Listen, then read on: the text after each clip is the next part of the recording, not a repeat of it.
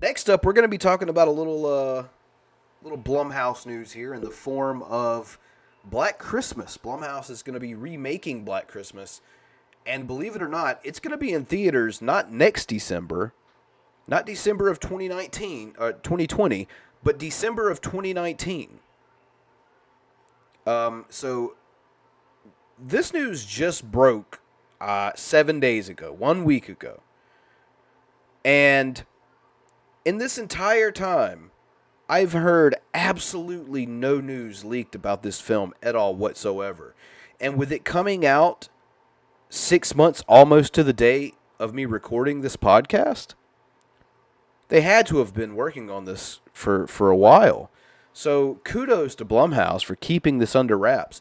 Not since I think the most recent example of that may be Blair Witch.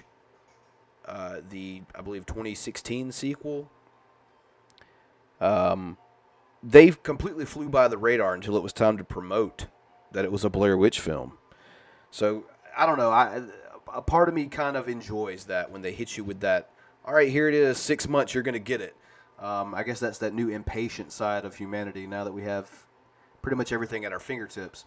So digging into this Black Christmas remake here.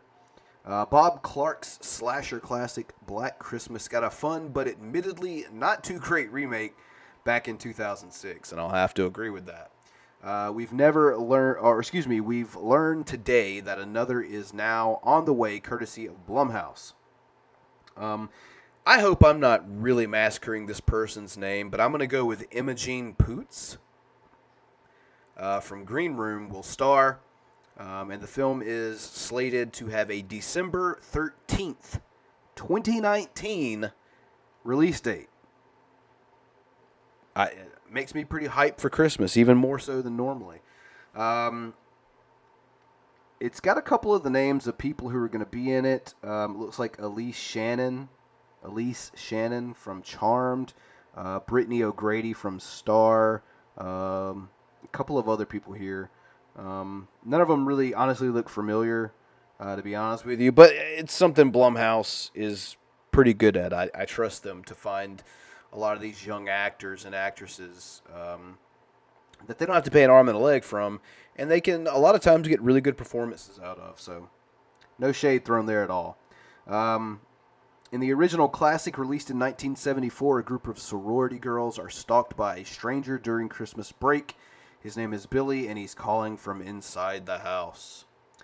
Yeah, so it says in the new film, Hawthorne College is quieting down for the holidays. One by one, sorority girls on campus are being killed by an unknown stalker, but the killer is about to discover that this generation's young women aren't willing to become hapless victims as they mount a fight to the finish. So... pretty strong on your typical, I guess, slasher genre. I find it interesting, and this is to the point I just made. I find it interesting that they have to really pour that on now. And I remember, back in the days of slasher, I mean, pretty much forever, it's been 9 times out of 10 a female protagonist that overcomes the antagonist. Even when these movies were looked at as, sexist towards women.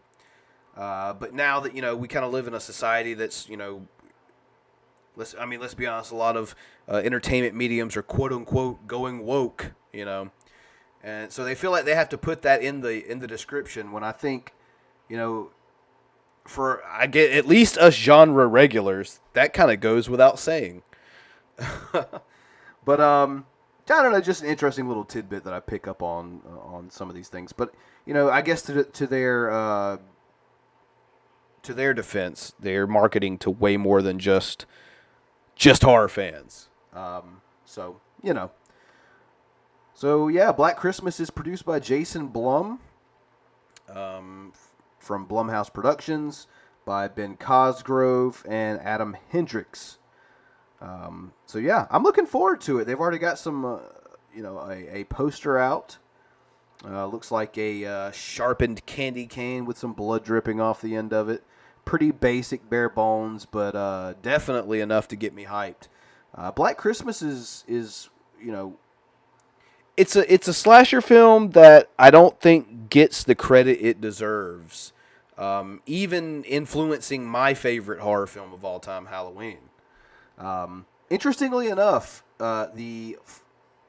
in December this year when this movie is released, it's going to be released on a Friday the 13th. So, I don't know, I thought that was pretty cool too.